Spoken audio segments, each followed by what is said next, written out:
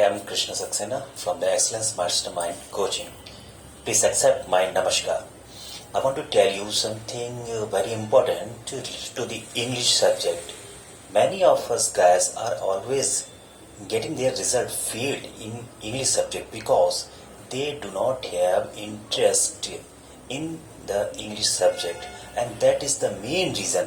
वही एकमात्र कारण है जिसके कारण हमारे बच्चों में, खासकर जो लोग बैंकिंग सेक्टर में, जो लोग एकेडमिक में एग्जामिनेशंस में अपियर होते हैं, वे they are failed specially in the English because क्योंकि उनको अंग्रेजी भाषा से प्रेम ही नहीं।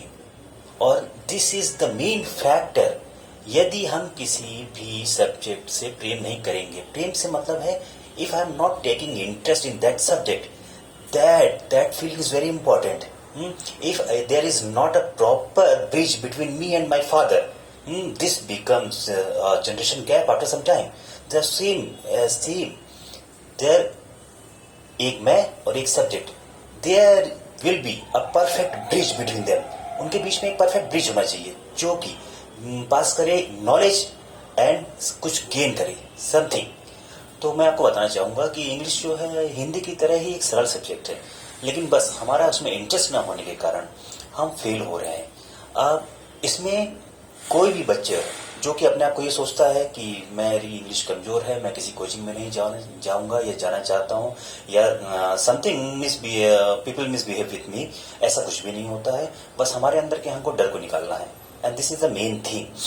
यदि आप किसी एग्जामिनेशन से तैयारी कर रहे हैं तो आजकल आप देखेंगे कि जैसे मध्य प्रदेश, हमारे मध्य प्रदेश में लगभग सारी वेबम के एग्जामों में, पीआईबी के एग्जामों में English becomes the most important subject. अब किसी भी for example SI and I have seen many examinations related to the SSC, CSEL and others, academic examination like SLATE, MAT, everything. So English is a very important part. If you are going to face the questions of the English and you are completely cure them, then you will get your rank in that examinations. If you crack the examinations, then English is must. तो मैं आपको बताना चाहूंगा कि यदि आप English पढ़ते हैं, फॉर एग्जांपल किसी भी इंग्लिश सब्जेक्ट्स में यदि 100 क्वेश्चंस होते हैं, उसमें सबसे ज्यादा क्वेश्चन सब्जेक्ट वर्ब एग्रीमेंट के रहते हैं। अब ये सब्जेक्ट वर्ब एग्रीमेंट क्या है, जब तक हम उसको पढ़ने की कोशिश नहीं करेंगे तब तक हम ये जान नहीं पाएंगे। तो यदि आप इंग्लिश को पढ़ना चाहते हैं, समझना चाहते हैं, तो उसके लिए सबसे पहले आपको कोई भी टीचर बोलेगा कि आप नाउन प्रोनाउन को समझिए, you are not going to be a teacher, आप एक शिक्षक नहीं बनने जा रहे हैं।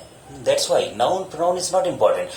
लेकिन if you are going to appear in the examinations, then this is very must for you that you must know about all things related to the noun and pronoun. So I want to tell you one thing that सबसे ज्यादा questions यदि आप देखेंगे तो subject verb के agreement पे होते हैं। There are more than 100 laws in the English. 100 से भी ज्यादा नियम है and they are perfect. If you become perfect in the 100 laws of the English related to the subject verb agreement, you can create more than 35% overall questions of the examination.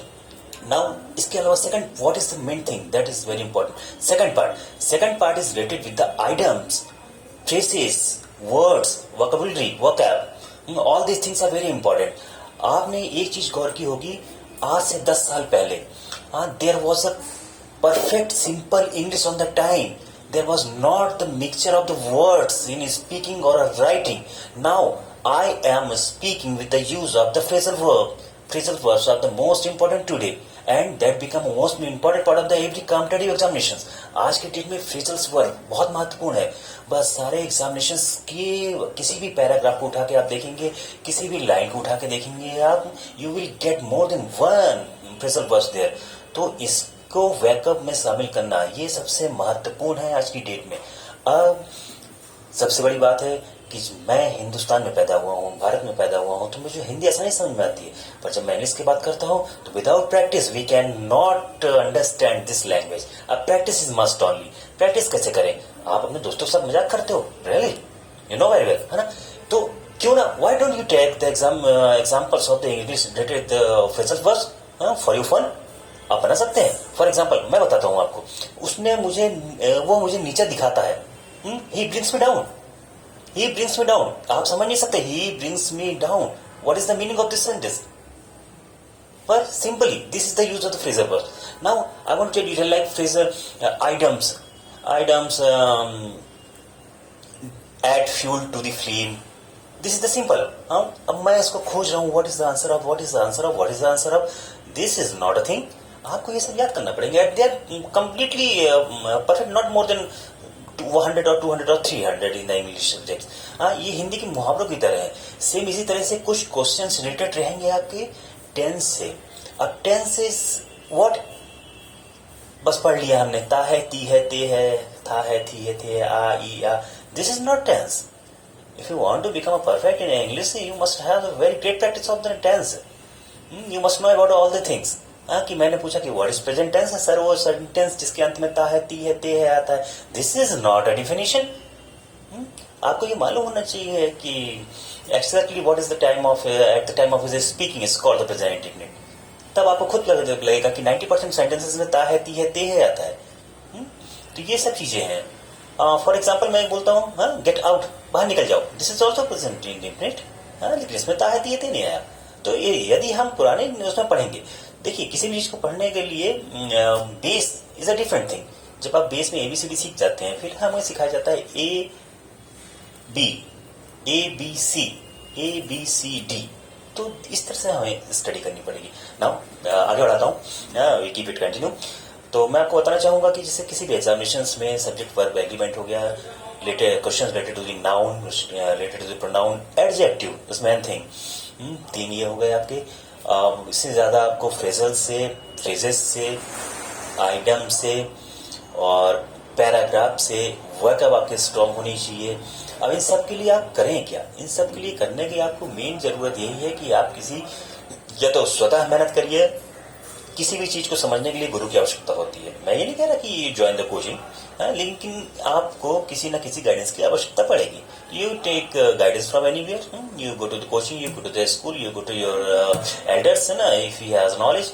और ये सब करने के बाद जब आपके अंदर किसी चीज के प्रति इंटरेस्ट डेवलप होगा, देन वो चीज आपको आसानी से समझ में आने लगेगी. I am not a driver, I am not a pilot, है ना. तो जब भी मैं 4 किलोमीटर दूर जाता हूँ, है ना, I lost my way because I do not like driving, I do not like piloting. तो मुझे रास्ते याद नहीं रहते. But just think about the driver जो रीवा से भोपाल रोज ट्रक या बस चलाता है. He knows every way. वो रास्ता जानता है. क्यों? Because he love driving. उसको वो कार अच्छा लगता है. Same as if you want to become honour in the English, या if you want to become perfect in English subject, then you must practice. Okay, now इसके अलावा जो भी कुछ है नेक्स्ट मैं आपको अपने दूसरे वीडियो में गाइड करने की कोशिश करूंगा. Till then,